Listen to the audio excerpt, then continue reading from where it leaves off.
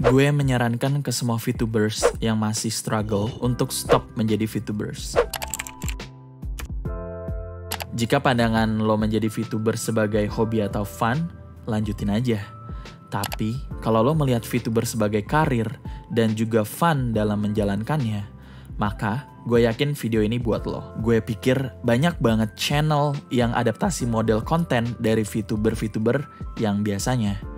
Kalau nggak live streaming, gaming, sing cover, ya free talk. Nah, di sini gue merasa bahwa mereka lupa mengenai konsep dari industri kreatif.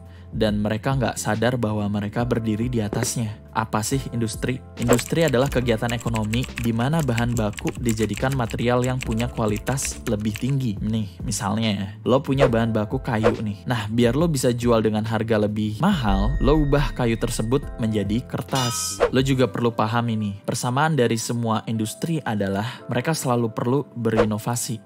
Begitupun industri kreatif.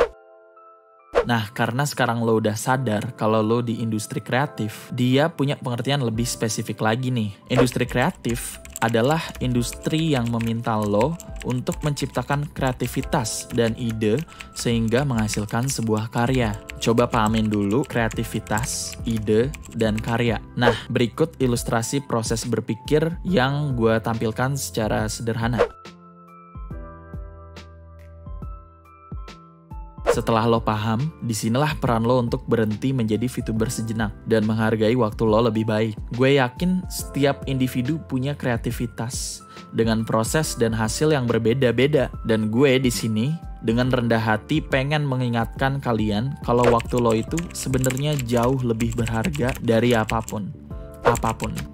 Misalnya, lo biasa stream 3 jam per hari dalam seminggu nih. Berarti kalau ditotalin, lo punya 21 jam kan? Disinilah, lo perlu untuk stop sejenak dan mengalokasikan 21 jam lo atau bahkan 1 bulan deh untuk proses evaluatif. Proses evaluatif ini menjadi penting untuk merefleksikan lo di mana sih salahnya channel ini, bagian mana sih channel ini yang kurang, dan aspek apa sih yang bisa gue tambahkan agar menaikkan kualitas konten gue. Gue yakin proses evaluatif lo nggak akan efektif kalau lo masih sambilan ngejar live stream. Mungkin di pikiran lo saat ini adalah, Bang Cak, gue evaluasi konten gue kok setiap malam.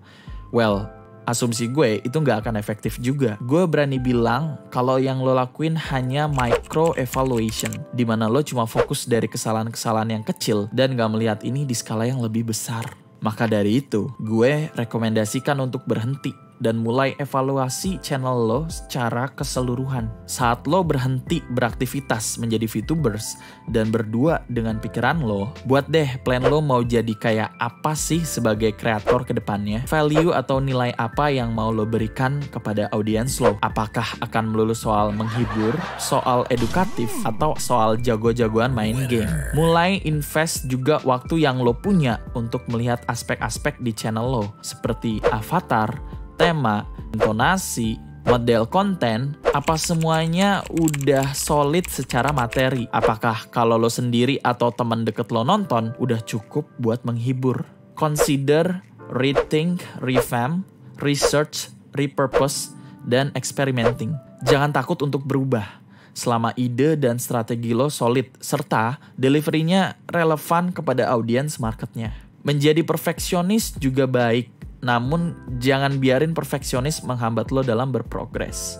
Percaya deh, berhenti sejenak gak bakal merugikan demi lo bisa melangkah lebih besar dan memberikan kualitas konten yang lebih baik lagi. Percayalah, daripada mati-matian live stream 24 jam namun tidak impactful, buatlah plan. Dengan demikian, lo bisa menyayangi diri lo dan menggunakan waktu lo secara optimal dan efektif. Lo adalah performer, dan performer yang baik adalah performer yang punya materi perform untuk disajikan kepada audiens. Gak harus selalu tertulis, tapi terkonsep. Subscribe kalau lo suka konten ini, dislike kalau lo gak setuju dengan isi kontennya. Gue Cakra Aizen, terima kasih udah mampir ke Klinik Tuber.